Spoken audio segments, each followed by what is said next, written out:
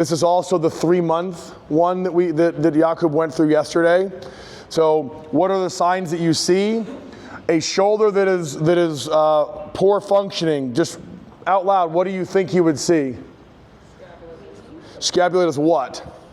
Scapular dyskinesia, so they're going to move in different planes and patterns. Let's tease into that. So it says scapular dyskinesis, which of course is an amazing word, but dyskinesis could mean several things.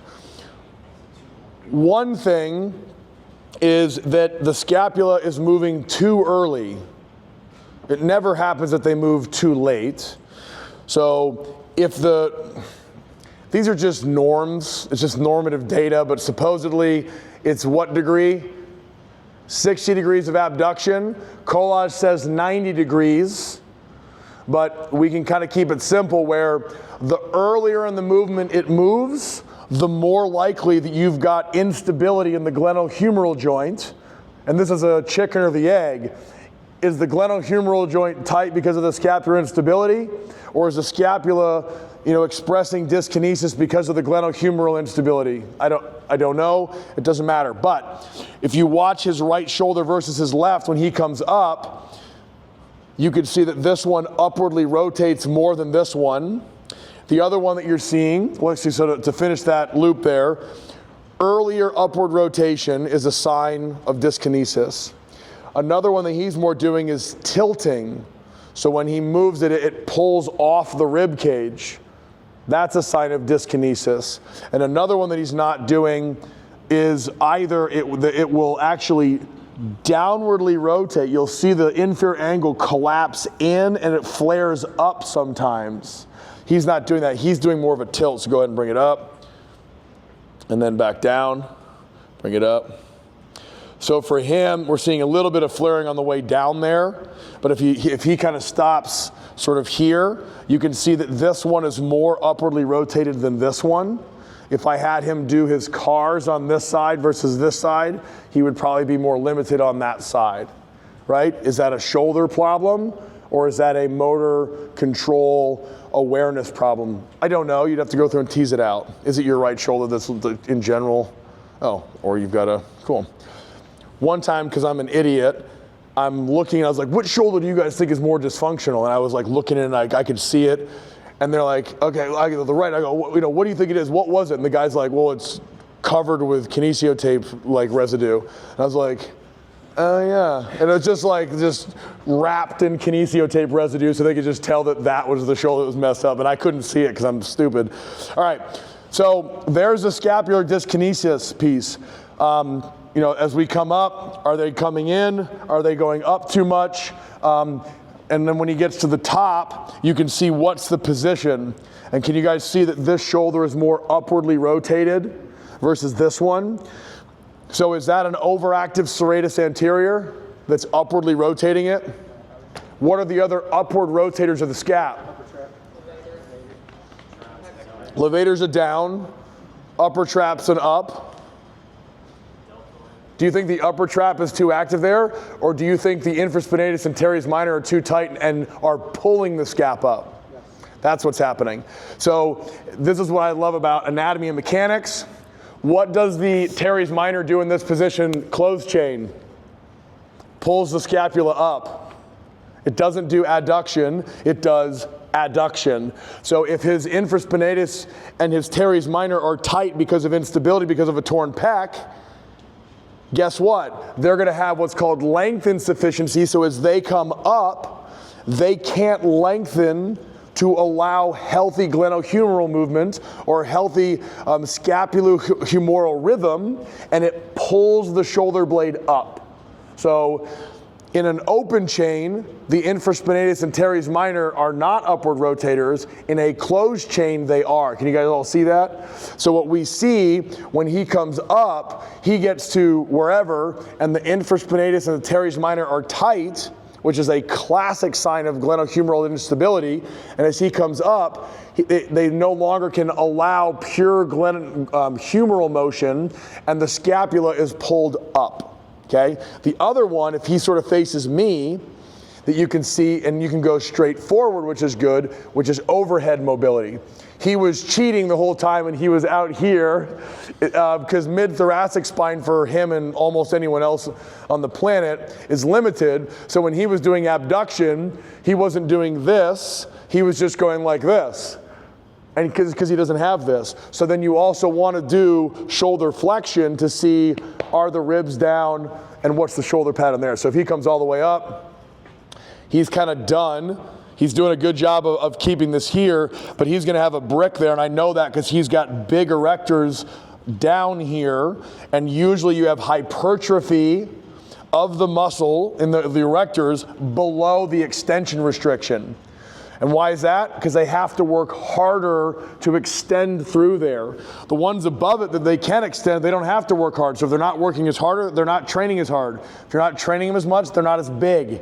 So this, face this way, this is a structural adaptation for an extension block above the area, right? So for him, I don't know, chicken or the egg, a pec tear, scapular instability, maybe it was related to this, but if I had him go all the way up, so keep going, he can do it. He probably feels a lot of pressure here, and it probably feels like a brick right there. Can you feel that? He's just, and what is the brick? Let it go.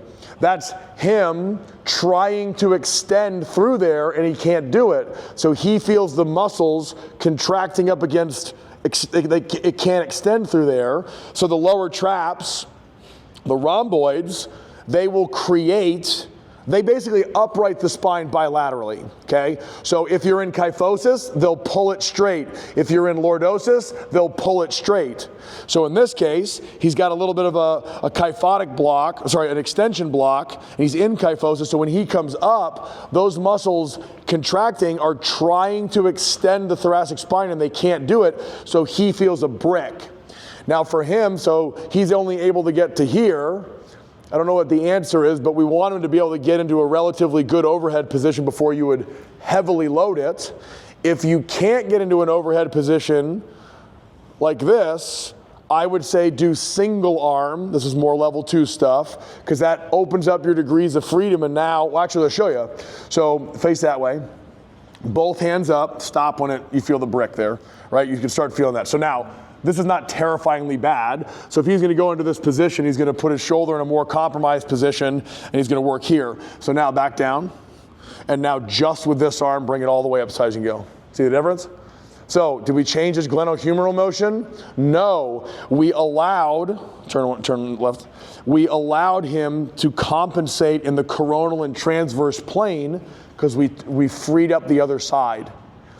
With both hands on the bar, you can't do that, right? So I can do a single arm squat with one arm and a kettlebell. I cannot do that with a barbell like this, because here you can't compensate in the coronal and the transverse plane. It's all sagittal. Here I can have a kettlebell up and I can compensate. Lateral shift. That's linear compensation in the coronal plane. Rotate back this way. Now I'm transverse plane, coronal plane again. I can squat down below parallel and stand back up. If I grabbed a barbell, I'm done right about here.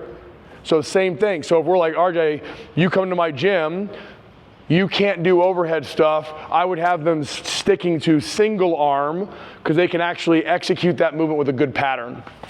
Okay, so abduction. So now, guess what? We just did abduction. So that's the same thing that you're seeing with the press. So let's just go ahead. You can push press it or strict press it. Doesn't matter to me. Just go ahead and press all that. So if you notice, you can see the same things with the press that you would actually see. Now, if we had him just keep going, he's already doing it. See how that shoulder is starting to elevate and upwardly rotate more? That's because neurologically, we're challenging that more. So now his infraspinatus, is that getting tight in the back by any chance or no? Say no if it's not, okay. So as he keeps going though, we can see the pattern. Can you guys see the difference? He's just slowly starting to drift like that. So what I want you guys to do, so rack it again. We're gonna do this as a test and as an exercise. As he presses up, I want him to start in the rack and you're thinking shoulder blades down to get set. Now, as he presses, I'm not gonna think up, I'm gonna think drive the shoulder blades out to the side as he presses up. So it's You're down here like this, and then as he presses, it's push the shoulder blades apart as he presses. So now we're initiating the movement from the center. So the kinematic sequence is correct. If he just pushes on the barbell here, he loses the engagement of the scap, and now he's pressing with an unstable scap. If he can be set here, and then as he presses, he's pushing the shoulder blades apart, almost like they're pushing his elbows up, will keep the lower trap and the serratus engaged, so he can be in a good position while under load. Does that make sense? So it sounds like a cueing on both presses is like a scapular centric press. So, yeah, anytime that you're pressing, I'm thinking press out. You're always starting down. But when you're pressing, you're thinking push the shoulder blades out, and as we'll cover here in a second, whether you're horizontal rowing or vertical rowing, you're always thinking pull the blades down. The one that's really hard, you can think down on this, but you would just, and plus, what's not cooler than upper traps? Follow my wife on Instagram. Or follow the hashtag #MyWife'sTraps. That's another good one. She's all day long. What do you want to do? She's like, I'll do lateral raises and shrugs. Okay, we're doing squatting today, but sure, I'll do lateral raises and shrugs. Go for it. Just simple assessment is go up. If you are not sure where is the medial edge, the dysfunctional side will have shorter this space. It's very simple. So if you are not sure, this space will be short. That's actually a really, really nice, I mean, I definitely thought of that before. I am typically seeing people in an office where I can do that. What I love about that idea is that you can see that through shirts in a gym. You don't have to like get in there and actually like put your hands on it. So that's a great one. So go ahead and bring it up again. Yeah, so when we're, thank you, sir. Yeah, what's the problem? What's going on? So what I want you guys to do, let's have you do, when you get set, think ribs down, shoulder blades down.